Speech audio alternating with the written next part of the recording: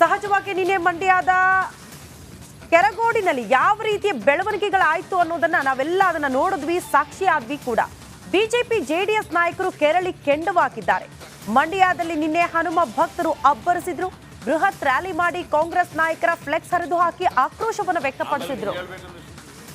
ಘಟನೆ ಆಗಿದೆ ಅಂತ ಸರಿಯಾಗಿ ಯಾರಿಗೂ ಇನ್ನೂ ಗೊತ್ತಿಲ್ಲ.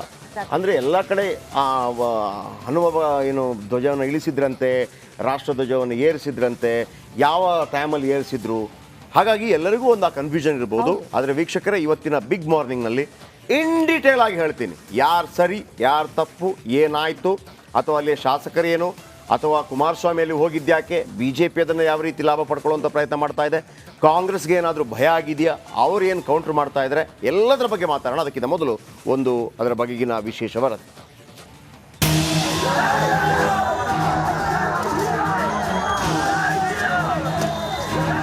ಮಂಡ್ಯದ ಕೆರಗೋಡಿನಲ್ಲಿ ಹನುಮ ಧ್ವಜ ತೆರವುಗೊಳಿಸಿದ ಪ್ರಕರಣ ಬಿಜೆಪಿ ಜೆಡಿಎಸ್ ನಾಯಕರನ್ನ ಕೆರಳಿಸಿದೆ. ಉಭಯ ಪಕ್ಷಗಳ ನಾಯಕರ ನೇತೃತ್ವದಲ್ಲಿ ಹನುಮ ಭಕ್ತರು ಕೆರಗೋಡಿನಿಂದ ಮಂಡ್ಯದವರೆಗೆ ಬೃಹತ್ ಪಾದಯಾತ್ರೆ ನಡೆಸಿದರು. ಪೊಲೀಸರ ಬಿಗಿ ಭದ್ರತೆ ನಡುವೆಯೂ ಆಕ್ರೋಶ ವ್ಯಕ್ತಪಡಿಸಿದ್ದಾರೆ. ಮೈತ್ರಿ ನಾಯಕರ ಅಸ್ತ್ರಕ್ಕೆ ಕಾಂಗ್ರೆಸ್ನಲ್ಲಿ ಹಿಂದುತ್ವ ಭಯ ಕಾಡಿದೆ.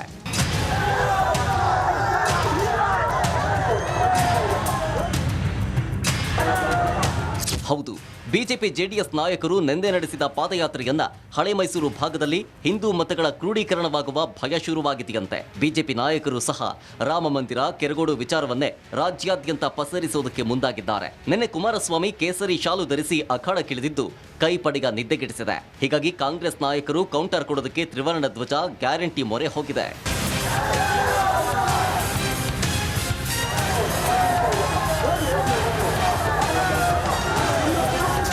ಹೀಗಾಗಿ ಕಾಂಗ್ರೆಸ್ ಆರೋಪ ಮುಕ್ತವಾಗಲು ಶತಪ್ರಯತ್ನ ಮಾಡ್ತಾ ಇದೆ. ಅನುಮತಿ ವಿಚಾರದಲ್ಲಿ ಎಲ್ಲವನ್ನೂ ಪಿಡಿಒ ತಲೆಗೆ ಕಟ್ಟಿ ಅಮಾನತು ಮಾಡಿದೆ.